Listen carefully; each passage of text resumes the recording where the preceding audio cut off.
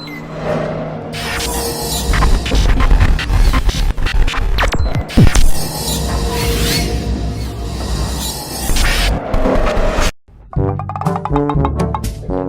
mulai bergerak nih ya.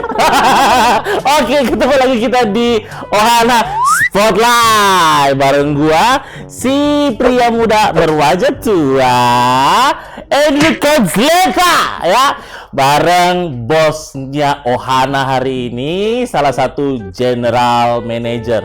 Kok salah satu ya? Emang cuma dia GM-nya. Siapa lagi dan siapa lain lagi? Apa sih maksud gue? Siapa lagi dan siapa bukan? Ini dia Yogi Rulawijaya. Namaste. Siap. Nama Site. Sebenarnya nggak tepat ini mau syuting sekarang. Mau cari cukuran rambut susah. Rambut so gondrong ini. So gondrong. Bapak ini orang Manado, Pak? Orang Mari. Orang Mari orangnya ya.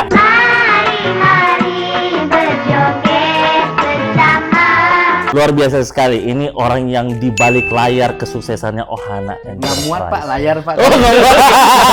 Frame-nya nggak cukup. So gede. Oh, udah kasihan. Jadi torang kok mau baca rita. Cuma sadiki. Mar panjang le boleh kok kan. Jadi torang mau baca rita. Siapa kuat ini Bapak Yogi satu ini? Gitu. Jadi Bapak siapa nih Pak sebenarnya? Saya pemilik kehidupan di sini. Mantap. Nah, Pak Yogi adalah General Manager dari Ohana Enterprise. Bintangnya 4, Jenderal. Bahwa berarti dari awal-awal udah ada dong ya? Lumayan. Ada. Saya dari kehidupannya belum ada, saya juga udah ada. Sudah ada, dari kamu belum ada, saya sudah ada di sini. Memang Pak, sebelum kita dilahirkan memang Tuhan sudah berencana menciptakan kita, gitu. Nah, gimana Pak Andrew? Sebelum jadi GM Pak Yogi ini sebenarnya kerjanya apa sih GM sebelum GM Ohana? Sebelum GM saya jadi anaknya mama saya dulu. Siapa bilang anak orang? Bukan. Mau sejauh mana nih nariknya nih Pak? Sejauh mata memandang? Nggak apa-apa, jauh di mata. Jauh di mata namun dekat di kantong. Iya, jadi panjang kisah hidup. Kalau dibilang kisah hidup, semua kerjaan juga dari 18 tahun udah sales ceritanya. Mau dagang asuransi, dagang saham, dagang ayam bakar, dagang obat-obat gigi, dagang orang juga saya dagangin. Kamu mau saya dagangin? Belum laku. Jadi kalau buat dagang-dagang saya sudah dagang semua Pak Andrew. Betul. Itu sukses semua gitu Pak? Sukses semua itu? Ya gagal.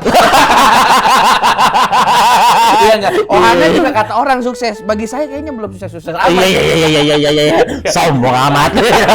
Sombong amat. Nah, dulu pernah jadi tukang gorengan. Dulu jualan di mana? Sosis. Iya, sama Alfon tuh, fotografer yang gode. Jualan sosis saya sama dia. Astaga. Sama Pak Peter jualan sewa mobil. Sewa mobil. Awalnya betul. Ayam bakar. Itu pagi sewa mobilnya hilang. Kita sewa mobil, kita bikin Indomie sama Pak Peter, roti bakar. Nah, itu laku. awalnya. Enggak laku, Pak.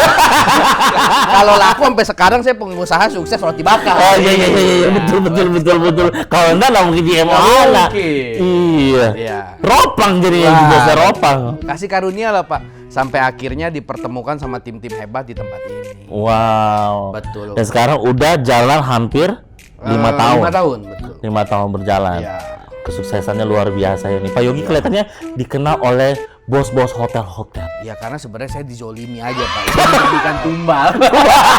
Ya, karena ada orang lain lagi. Betul. Dibandingin bos yang dikejar-kejar kan, ya kita lah dikorbanin satu ini. Iya. Karena kan kita persembahan yang harum, sapi tambun.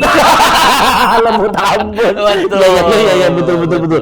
Nah, Pak Yogi ini kan udah dikenal oleh hotel-hotel nih. Ketemu selalu sama GM. Betul. Ini luar biasa. Latar belakang pendidikan Pak Yogi ini kelihatannya luar biasa. Saya jauh Pak pendidikannya. Cambridge kayaknya dulu betul, ya Pak. Betul. Lebih jauh lagi. Lebih jauh lagi itu kalau nggak salah dekat kuburan Tanah Gocap Pak. Kalau Cambridge masih dekat. Ada kalau di Tangerang tuh jauh Pak lokasinya Pak. Jadi kuburan Tanah Gocap. Bukan di LA Pak. Jadi kalau mau ke kampus harus bongkar dulu tuh. Bongkar mayat. Di situ makanya hasil jadinya nggak lulus. Sebentar nih, Pak. Betul. Bapak DO. Jadi saya kebanyakan doyan duit, Pak, pada zaman itu, Pak. Jadi kisah sekitar berapa tahun yang lalu itu berarti ya, 10 tahun yang lalu, Pak. Ya enggak. Jadi karena kita masih suka jualan ini, banyak yang dijual, Pak. Akhirnya kita nggak bisa lulus, Pak. Keren ya hidup saya, Pak. Ya? Ini GM-nya Ohana. Ini betul nih GM-nya kita nih. Pak, Betul. bener ya? Betul, ini kisah nyata, Pak. Sedih, Pak, kalau mau diceritain, Pak. Nangis dong, Pak. Gimana cerita-ceritanya itu? Dari awal merasa gagal, tapi ya kita tetap berusaha, Pak. Kita tetap yakin bahwa kalau kita punya niat yang tulus, Allah kan pasti buka jalan, Pak. Iya, jadi bagi rekan-rekan muda nggak ada istilahnya dipengaruhi sama masa lalu kalau mau sukses, Pak. Karena kita kalau mikirin masa depan itu selalu dengan penuh harapan, Pak. Siap. Iya. Bapak puitis sekali. Lu punya pacar, Pak? Baru. Baru masih anget, Pak. Siap. Belum sadar kan, Pak? Betul. Katanya durasinya 5 bulan. Oh. Ini bulan keempat, dikit lagi. Dikit lagi sadar dong berarti. Ya Allah, tolong kita bantu nih. Let's go. Ya ampun, jadi nggak lulus. Iya, Pak. Sekarang jadi GM. Ya, kasih karunia, Pak. Betul. Dari zero to Tuh.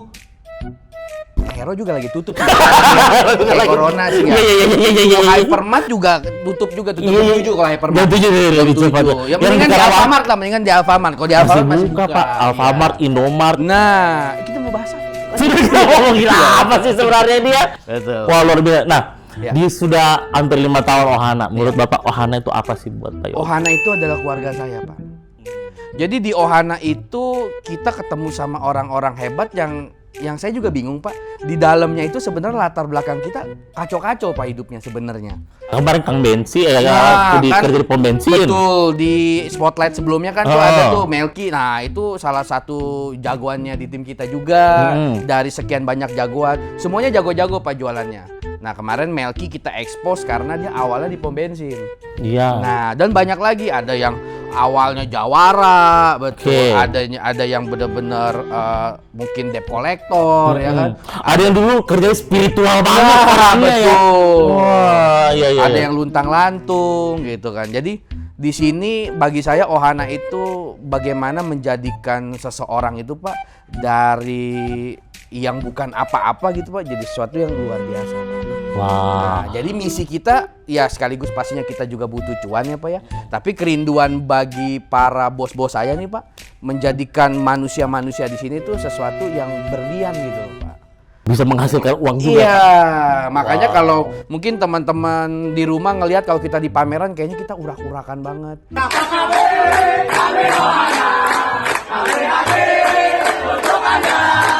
Kayaknya kita rame-rame banget.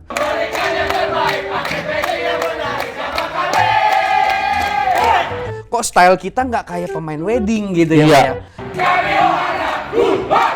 Karena kita berdasarkan kekerabatan, kekeluargaan yang luar biasa di sini, Pak. Kita ditempa, kita punya metode mentoring, kita punya metode pelatihannya tuh memang ya semi-semi militer kali.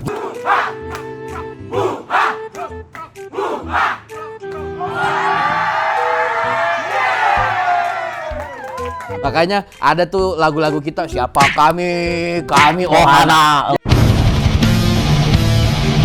Jadi disitulah, Pak, yang kita tempa, Pak, di sini. Jadi bagi kita manusia itu atau orang itu atau sales itu nggak cukup hanya sekedar bisa jualan, Pak. Karena kalau dia jualan, abis itu dia banyak duit, tapi abis itu dia lupa dari mana dia berasal, Pak. Dia lupa sama keluarganya, dia lupa sama bininya. Bagi saya nggak jadi apa-apa tuh orang.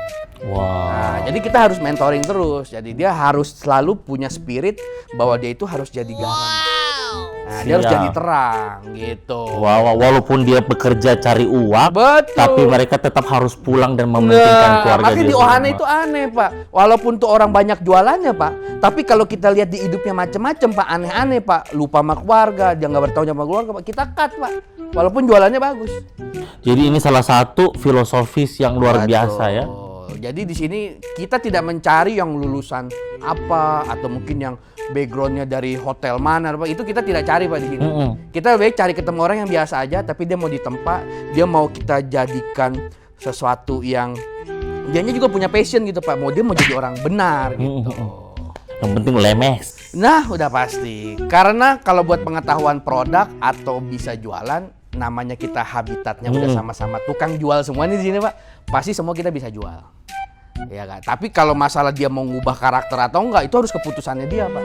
Mau nggak dia diubahkan ya kan? Kalau nggak mau berubah, nggak mau sama-sama, kita nggak mau kekeluargaan bareng-bareng nih Pak di sini, ya mendingan kita udah beda visi misinya nih. Siap. Seperti itu, Andrew. Luar. Angkeng apa? Berapa kali? Pak, malah ronggeng. Andrew apa kamu? Konsleta. Oh, Konsleta. Iya, siap. Konsleta. Bapak mau konslet juga. Udah dari lahir, Pak. Nah, Pak, visi misinya Bapak nih.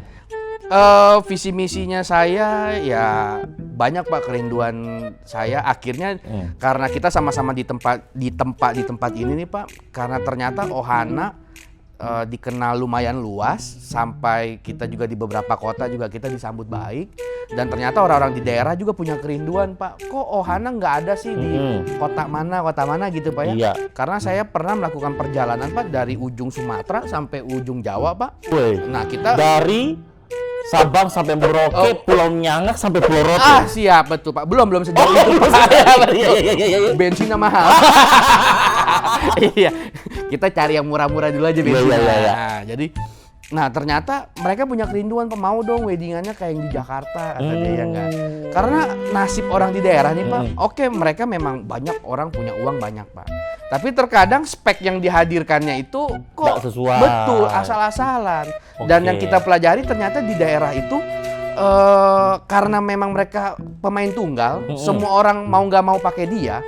Jadi tindakan si vendor tersebut memperlakukan customer di daerah itu kesannya ya Pak ya, kayak sesemaunya si vendor gitu loh Pak. Oh, jadi yang nolak vendor ya? Iya, mereka sangat gimana ya, kalau bagi kita mungkin karena kalau di Jakarta itu kan persaingannya ketat. Iya. Industrinya banyak nih pemain-pemainnya yang nggak, jadi kayaknya kita itu benar-benar harus hati-hati gitu Pak ya kan, persaingan bisnisnya, dan kita bikin standarisasinya tuh yang seragam lah, tidak ada melihat weddingan di grupnya kami Ohana Enterprise itu yang berbeda, yang satu kadang bagus dekorannya, yang satu kadang jelek, itu nggak mungkin Pak. Iya. Nah itu kerinduan terbesarnya kita, bagaimana di Indonesia ini punya standar yang sama Pak.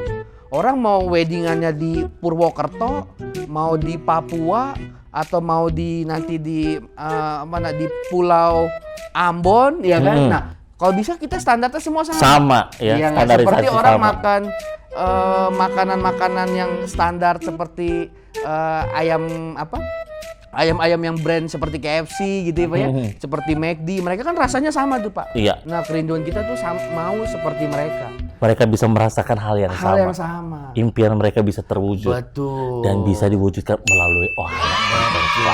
Apalagi kita banding dengan vendor-vendor yang pasti profesional di bidangnya, dan juga harganya menyesuaikan dengan harga standarisasi di daerah tersebut gitu loh Pak. Wow, luar biasa. Ini visi kedepannya, misinya Pak. Untuk ke depan untuk Ohana Enterprise. Mohon dukungan juga bagi teman-teman semua. Siapa tahu kita bisa sama-sama bangun bisnis ini nggak hanya untuk kepentingan corporate saja, tidak hanya untuk kepentingan kita sendiri, tapi bisa menjadi terang dimanapun Ohana ini ditempatkan. Luar biasa Seperti sekali. itu. Baik Pak Yogi, terima kasih, dan demikianlah perbincangan kita yang berfaedah ini ya, yang sangat luar biasa ini bersama General Manager dari Ohana Enterprise. Jadi jangan lupa untuk tetap klik subscribe dan klik loncengnya biar kalian tetap tahu informasi dari Ohana Enterprise. Sampai ketemu lagi kita di Ohana Spotlight berikutnya.